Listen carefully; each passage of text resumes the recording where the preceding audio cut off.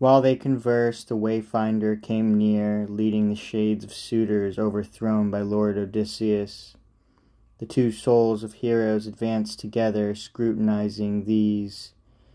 Then Agamemnon recognized Amphimedon, son of Melanius, friends of his on Ithaca, and called out to him, Amphimedon, what ruin brought you into this undergloom? All in a body, picked men, and so young. One could not better choose the kingdom's pride. Were you at sea, aboard ship, and Poseidon blew up a dire wind and foundering waves? Or cattle raiding were you, on the mainland? Or in a fight for some stronghold? Or women, when the foe hit you to your mortal hurt? Tell me, answer my question. Guest and friend, I say I am of yours. Or do you not remember I visited your family there? I came with Prince Menelaus, urging Odysseus to join us in the great sea raid on Troy. 1 solid month we beat our way, breasting South Sea and West, resolved to bring him round, the wily raider of cities. The new shade said, O glory of commanders, Agamemnon, all that you bring to mind I remember well. As for the sudden manner of our death, I'll tell you of it clearly, first to last. After Odysseus had been gone for years, we were all suitors of his queen. She never quite refused, nor went through with a marriage, hating it, ever bent on our defeat. Here is one of her tricks. She placed her loom, her big loom, out for weaving in her hall, and the fine warp of some vast fabric on it. We were attending her, and she said to us, Young men, my suitors, now my lord is dead, let me finish my weaving before I marry, or else my thread will have been spun in vain. This is a shroud I weave for Lord Laertes when cold death comes to lay him on his bier. The country wives would hold me in dishonor if he, with all his fortune, lay unshrouded.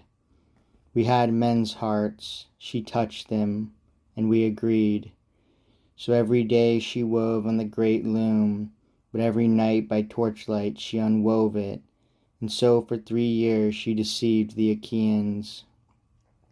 But when the seasons brought the fourth around, as long months waned, and the slow days were spent, one of her maids, who knew the secret, told us. We found her unraveling the splendid shroud, and then she had to finish, willy-nilly, finish and show the big loom woven tight from beam to beam with cloth. She washed the shrouding clean as sun or moonlight. Then, heaven knows from what quarter of the world, fatality brought in Odysseus to the swineherd's wood far up the island. There his son went too, when the black ship put him ashore from Pylos. The two together planned our death trap. Down they came to the famous town. Telemachus long in advance. We had to wait for Odysseus.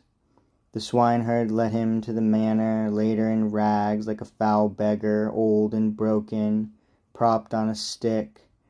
These tatters that he wore hid him so well that none of us could know him when he turned up, not even the older men. We jeered at him, took pot shots at him, cursed him.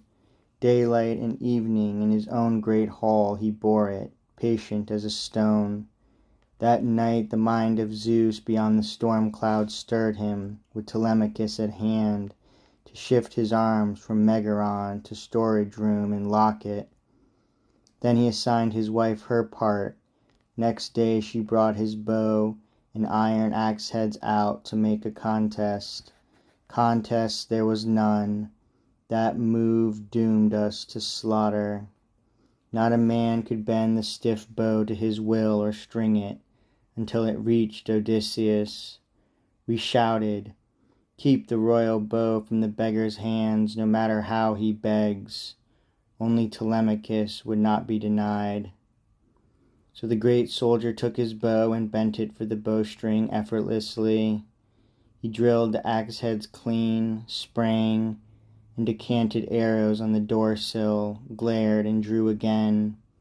This time he killed Antinous. There facing us he crouched and shot his bolts of groaning at us, brought us down like sheep. Then some god, his familiar, went into action with him round the hall, after us in a massacre. Men lay groaning, mortally wounded, and the floor smoked with blood. That was the way our death came, Agamemnon. Now in Odysseus's hall, untended, still our bodies lie, unknown to friends or kinsmen, who should have laid us out and washed our wounds free of the clotted blood, and mourned our passing. So much is due the dead.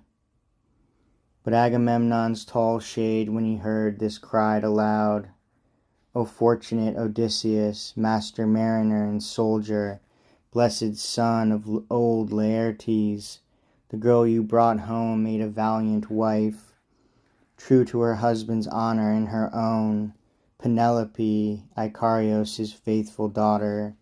The very gods themselves will sing her story for men on earth, mistress of her own heart, Penelope.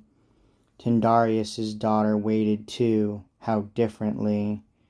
Clytemnestra, the adulteress, waited to stab her lord and king.